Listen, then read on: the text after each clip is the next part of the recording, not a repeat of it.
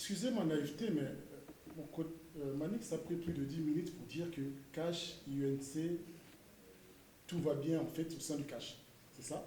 Plus de 10 minutes pour nous dire que tout va bien au sein du Cash. Autant que vous aviez pris plus de 10 minutes pour parler de Covid-19, un sujet annexe. C'était beaucoup plus sanitaire. Non, je pense que c'est l'actualité qu'on débat. Je sais comment gérer mon temps. Naïvement que je suis, je me dis 10 minutes pour dire que tout va bien dans Cash. Si Cash va bien...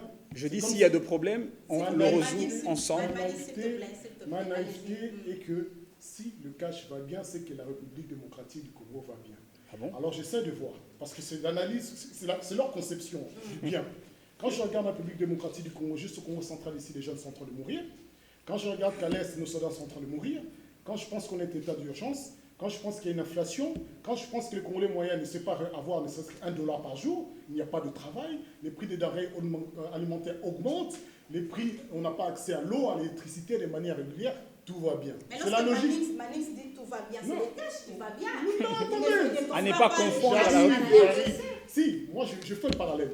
Parce que c'est-à-dire que quand on dit ça, là je rentre maintenant dans la logique de Cash. Allez-y. Pour qu'on puisse dire que tout va bien, parce que je définis ce qui n'allait pas, alors qu'on peut dire à la République démocratique du Congo, tout va bien. Pas possible. Quand je regarde le Cash, je me dis comment les choses peuvent aller bien. Parce qu'à commencer depuis le départ, le président de la République qui est issu du Cash, qui est également issu de l'UDPS, est otage des militants de l'UDPS. Il est otage depuis bien avant qu'il soit président de la République. Quand il signe un accord, il revient sur cet accord parce que les militants l'ont poussé. Quand il fait une chose, il revient parce que la base l'a poussé.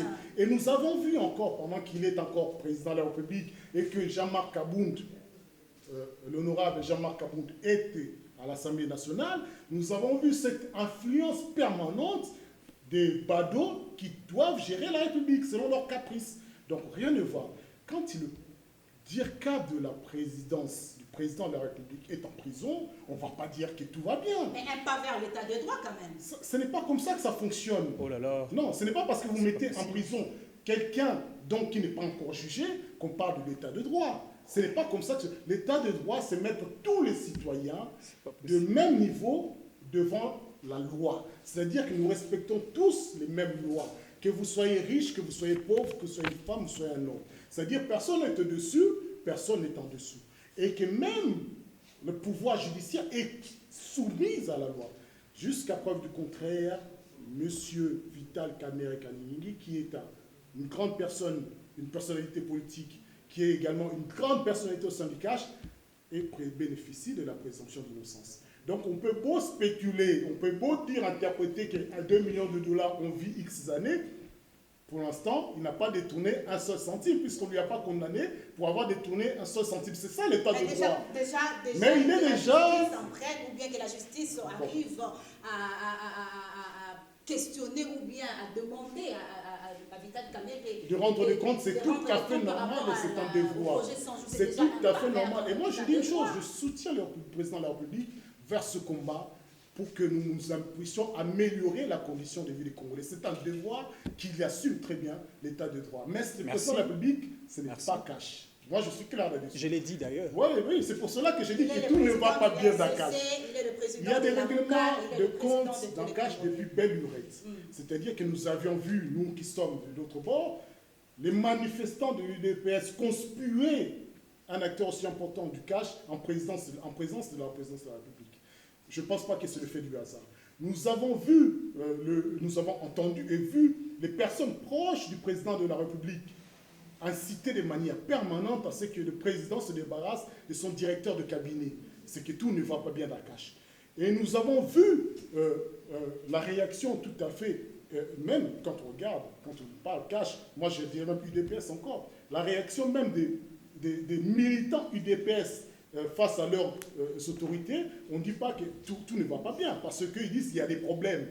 Donc on ne va pas jeter... Dans l'UDPS, on dit que c'est un parti démocrate et ce n'est pas cela la démocratie. Je suis désolé, la démocratie, ce n'est pas aller casser des gens casser des maisons, ce n'est pas aller brûler l'autorité morale, la démocratie, ce n'est pas exiger quelque chose parce qu'on a milité et sur des formes de la violence. Ce n'est pas ça la démocratie. Eric Bisselo, merci beaucoup. Parlons de la demande de la démission. Jean-Jacques Mamba du MLC qui demande à Jean-Marc Kaboun de démissionner de son poste de premier vice-président de l'Assemblée nationale. Comment réagit les Cash? Je voudrais, permettez-moi de mettre un petit bémol très rapidement sur le propos de mon frère. Vous savez, on vient ici pour enseigner la population congolaise à travers nos différentes intelligences.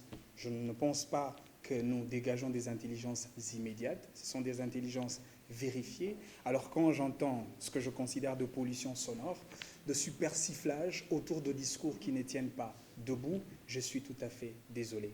Le même Caméré à qui vous lui donnez la casquette de quelqu'un qui subit l'opprobre de ses pairs dans un contexte politique. Je voudrais vous rappeler, parce que vous n'avez pas... Non mais oui, malheureusement, vous analysez très mal le fait. Et j'ai l'impression que vous avez un tout petit peu été amnésique sélectif, parce que vous avez choisi certains cas et vous avez mis de côté d'autres. Souvenez-vous encore, lors de la dernière manifestation sur le boulevard Triomphal, je parle du contexte Lamuka, où il y avait tout le protagoniste de Lamuka, Adolphe Muzito, Moïse Katumbi, Jean-Pierre Bemba, Vital Kamerhe et Félix Antoine Tshisekedi, là, sur l'estrade, devant leur peuple, que je considère comme un électorat naturel de Lamuka à l'époque. Vous vous souvenez encore ce que le peuple avait dit au sujet de Vital Kamerhe? S'il vous plaît, Vital Kamerhe ne nous trahit pas. Et donc, c'est pour